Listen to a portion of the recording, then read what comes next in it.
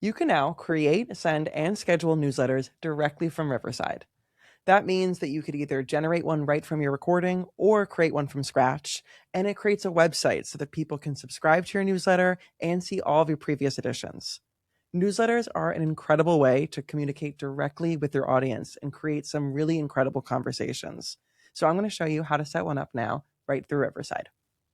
So I'm in my home screen of my studio, and on the left-hand side, you'll now see this newsletter option. So I'll click newsletter. So once you do create new newsletter, you can give your newsletter a title and a description. I have a newsletter through Riverside, so I'm just going to use that description and that title to create my own. So go over here to create, and then you're on your newsletter dashboard. So over here is where you're going to see your posts and your subscribers. But let's say that I want to create a new post, a new newsletter edition. If I want to create my first post, I'm going to go over here to create post, and then you could either write from scratch or generate from a file. But let's start from generating from a file.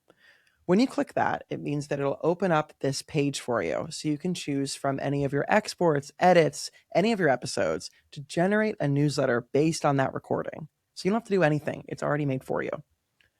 Let's say that I want to go over to this recording where I talked about releasing a newsletter, and I'm going to click exports because that's going to be my full episode that I've edited and created. And over here, I'm just going to press this file over here. Then you see it just took 1 second, and now a newsletter is already generated for me based on my recording. I also can go in and massage it out, make it my tone of voice, and add some things in there too. So for example, maybe over here, I want to add a divider to make it all look very nice and sleek. You can see that it already popped out a quote right here and added links. Amazing. But let's also say that I want to add a video or image to my newsletter. Over here, you could see images, but what really is cool over here is that I can add a video. I can just add it directly from Riverside. So over here is an edit that I did. I'll just put that right in, and you can see that it's added right into my newsletter. Then whenever I'm ready, you have 3 options. You could either go over here to schedule and pick the date and time that you'd like to schedule your post to go out.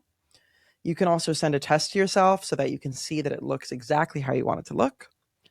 And over at Publish and Send, it's exactly what it sounds like. Publish and send your newsletter. If you'd like, you can also write from scratch. So for example, if I press over here to create new post, I can click write from scratch and add anything that I'd like right in there.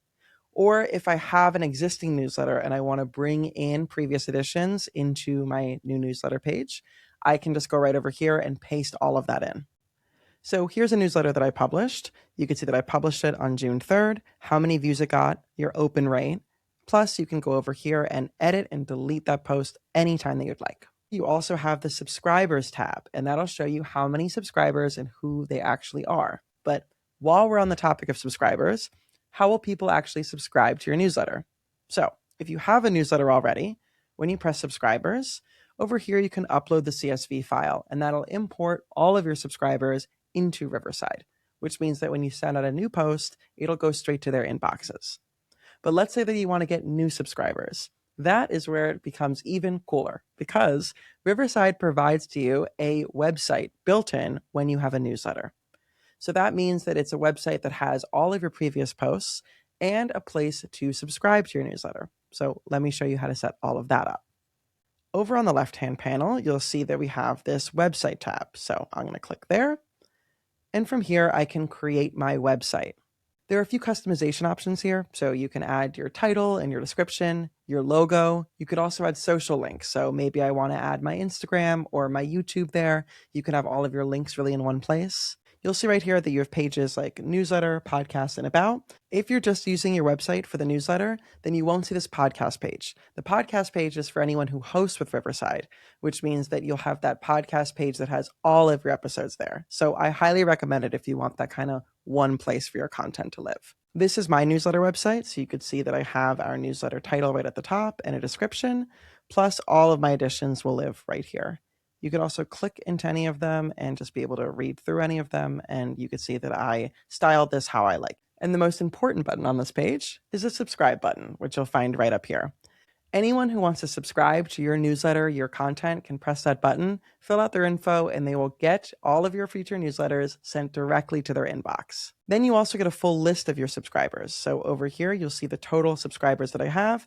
And when you click subscribers over here, you'll see their email addresses and information. You could even export all of those email addresses by just going to the top under settings and doing export subscribers. So that's how you create, send, and schedule newsletters all through Riverside. Plus, it's how you get that built-in website that lets people see all of your newsletters in one place and all of your content if you're hosting as well, and be able to, most importantly, subscribe to that content so that they can get those updates from you.